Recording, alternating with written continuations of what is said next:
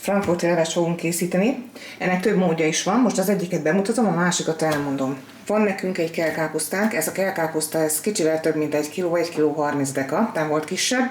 Majd meglátom, hogy az egészet beleteszem-e vagy nem.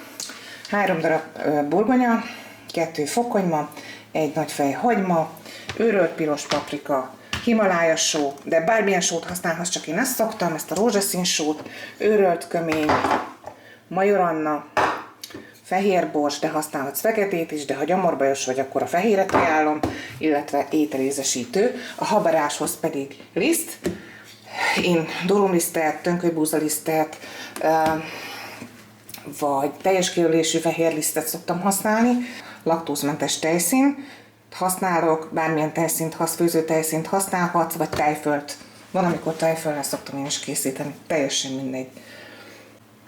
Majdnem elfelejtettem, természetesen virslire is szükségünk van, hát olyan 4 darabra legalább az a minimum. Szerintem egy ekkora adagnál, amekkorát én készítek. Én 9-10 tányérnyi lesz körülbelül, amiből én készítek 4 embernek 2 napra, plusz egy repeta tányér, úgyhogy én ebből szerintem olyan 5 darabot fogok felhasználni.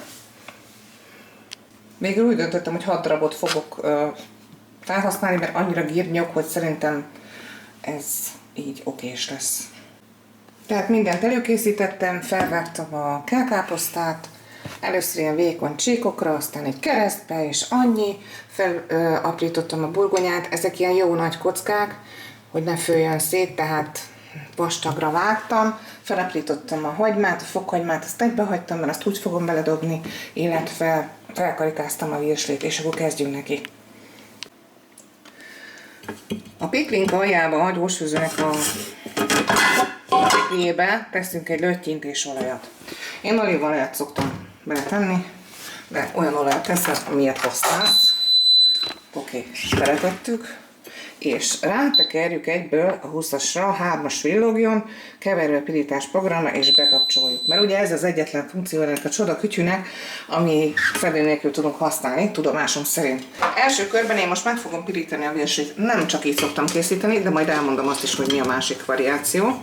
De itt sokkal finomabb. Picit megpirítom. Szóval ezt pirítgatjuk szépen öregesen. Amikor megpirul, akkor kivesszük, kiszedjük belőle a virslét, és folytatjuk tovább a levest. Ehhez nem nyúlunk kézzel, mert forró. És hát kézzel nyúlunk, de kesztyűs kézzel. Edényfogó kesztyűvel fogom kiemelni, és kiborítom egy tányérba, félreteszem. Na, jónak kitélem, szépen pirógat, és kiszedem. Kivettem belőle, egy pici olajat még újra töltök bele, és megpirítom egy picit a hagymát, vagy megdésztelem a hagymát, amit apróra vágtam. Ugyanúgy maradunk a keverve pirítás programon. Erre tettem a sót, nézzétek, hát ez körülbelül egy olyan teáskanálnyi talán. De hát ezt mindenki ízlése szerint sózom. Egy pici sót teszek rá. Hű, a fára! Kutya fáját.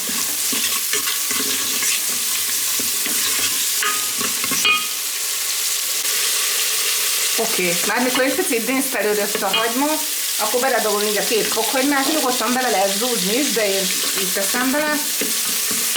Akkor mehet bele a felaprított káposzta, meg mellé is mehet, ahogy sikerül. Így. Erre még teszek egy pici sót, vagyis ételízesítőt, bocsánat, mert én azt használom, ezt a magi ízvarást szoktam használni, nem reklám, hanem azért mondom, hogy ez így tökéletes lesz. 2 lapos evőkanálat teszek bele. És megvárom, még egy picit összeesik majd. Nem rakok még most bele vizet egyelőre.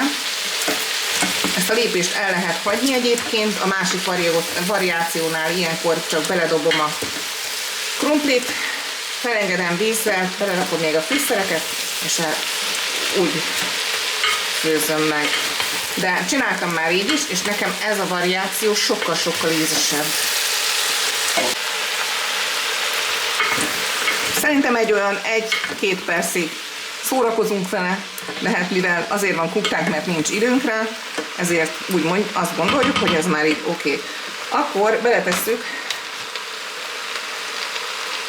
hát szerintem egy ilyen félevőkanálnyi piros paprikát, őrölt piros paprikát, őrölt köményt, érzésre szórod, majd úgyis finom lesz, fehér borsot, vagy fekete borsot, amit használsz, és nagyon sok major annál, mert nagyon szeretjük, oké? És nagyon jó fűszer. Hát ez is vagy 2 teáskanáltól több szerintem. Oké, ennyi a fűszerezés. Még egyet kuttyantok rajta. Azért jobban szeretem ezt a verziót, mert így egy kicsit összeesik már most a káposztánk, és akkor több krumpli fér el benne, mint hogyha nem tettük volna ezt. Tehát belerakjuk a krumplit, burgonyát, nem muszáj már elkeverni, és felengedjük annyi vízzel, hogy a maximum jelzésig érjen odáig át. Vagy egy picit felé, nem sokkal, mert kell neki egy kis hely a gőz miatt. Ezt a funkciót lekapcsoljuk. A kevervetirítás funkciót.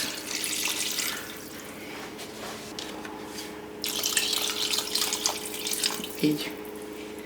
Oké. Még egyet kuttyantok rajta. Nem muszáj. Úgy. És lefedjük.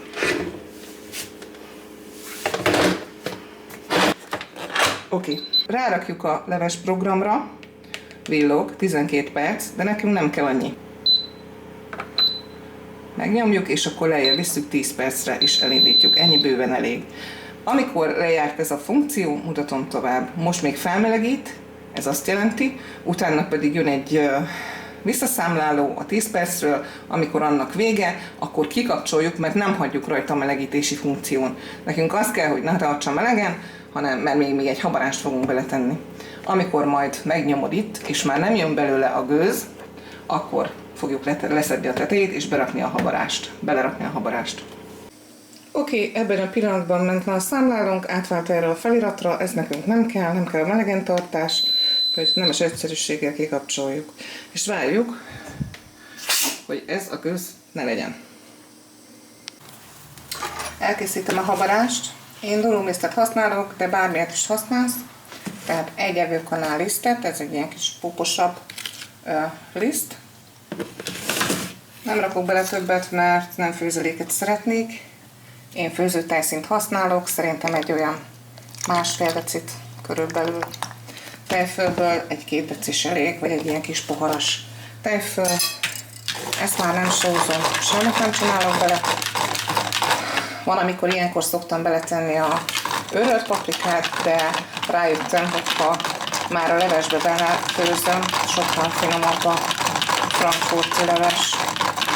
El is telt az időnk, megnyomod, már nem jön belőle semmi. Szépen leveszed. Én ezt így leszoktam tenni egy ilyen culára. Bepárásodtunk, semmi probléma. Beleborítom gyorsan a virslit. Elkeverem. Ez nagyon jó. Nézzétek csak milyen szépen, bocsánat, a pára. Nézzétek milyen szépen egyben maradt a krumpli, és ezért kell nagyobb darabokra vágni. Nagyon jó kis leveskét kaptunk. Bekapcsoltuk ezt a programot, és akkor a habarást beleöntjük. Beleöntjük a habarásunkat.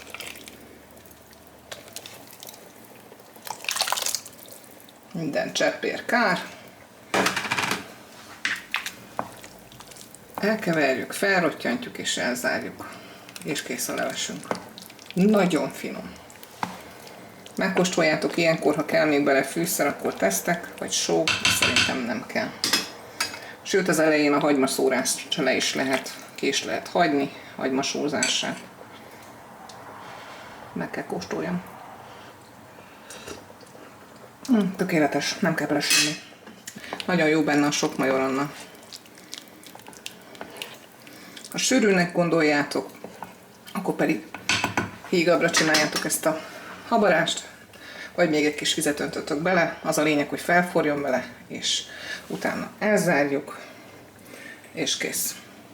Én utána úgy szoktam, hogy amikor kész, akkor kiemelem ezt a belső fazekat, ilyen hőálló kesztyűvel, ráteszem a tűzhely tetejére, ott szokott nekem meghűlni, és akkor a hűtőbe is ebben teszem be, mégpedig úgy, hogy egy 4 tányért mutatom. Ilyen 4 tányért így ráhelyezzek így a tetejére, és akkor ez teljesen le is feli. Na, most össze is koszoltam, nem baj.